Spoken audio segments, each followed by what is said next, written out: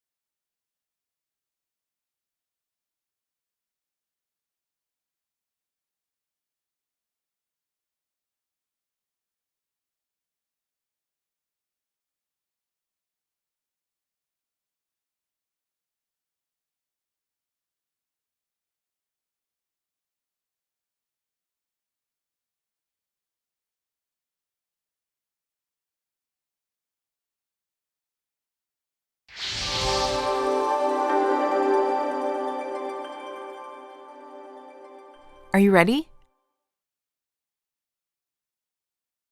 Shh, quiet please. We're about to start.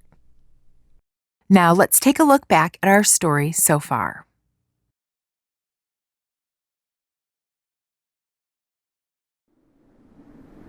The Bible is a sacred story, echoed to us from the ancients.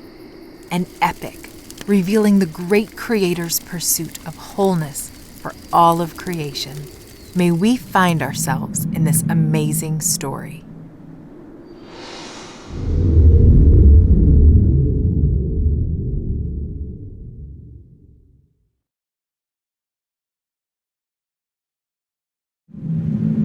Jacob, now called Israel, had 12 sons and a daughter.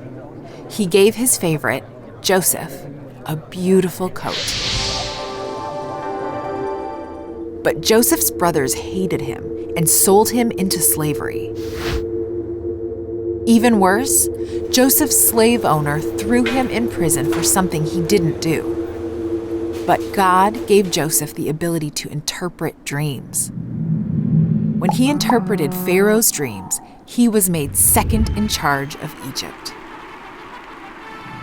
Later, famine struck the Promised Land. So Joseph's brothers traveled to Egypt for food. Joseph told them, "God turned your evil into something good. I will take care of our family." So all of Israel's family moved to Egypt and enjoyed the blessings that God had given to Joseph. But peace in Egypt didn't last. A few generations after moving to Egypt, the Israelites' numbers grew and grew.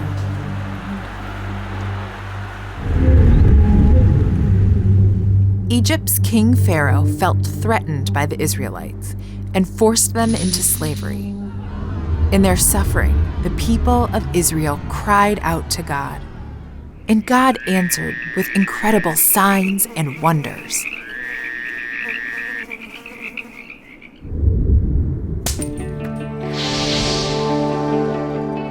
God also sent a humble leader named Moses to lead the Israelites out of Egypt.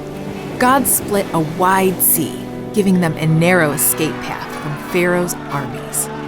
the Israelites danced and sang in celebration. 2 months after leaving Egypt, the Israelites set up camp at the base of Mount Sinai. All of a sudden, dark clouds and lightning filled the sky. The Israelites trembled as God spoke from the mountaintop. God gave commands and laws to instruct Israel in the best ways to live, written on tablets by God's own finger. But soon, the people rebelled and used a golden idol for worship. This enraged Moses and God.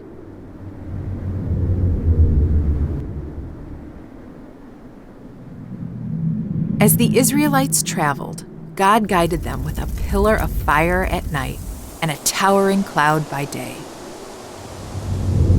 Along the journey, the Israelites complained about being hungry and thirsty. So Moses cried out to God, and God answered, covering the ground with sweet, flaky food called manna.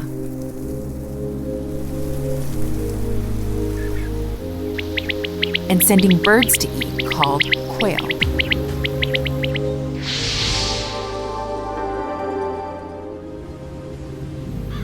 God even made water pour from a rock for them to drink. But the Israelites still didn't trust God. They were too afraid to enter the Promised Land. They feared that their army wasn't big enough or strong enough. So Israel had to wander in the desert for 40 years. 40 years of complaining and conflict. After years of wandering in the desert, it was time for Israel to enter the promised land of Canaan. When the priests carrying the ark stepped into the Jordan River, it was pushed back, opening a path to cross. To remember this miracle, the Israelites built a monument to God with 12 rocks. Under their new leader, Joshua, Israel began to drive out the kingdoms living in Canaan. God gave them an unusual battle plan to seize Jericho. For 6 days, they marched once around the city. Except for the blare of the priests' horns, the Israelites stayed silent. On the 7th day, they marched 7 times. Then shouted as loud as they could. The ground shook as Jericho's walls crumbled to the ground, giving Israel victory. While living in the Promised Land, Israel began a terrible cycle of rebellion. So God sent a new kind of leader to rescue them. Let's continue this story right now.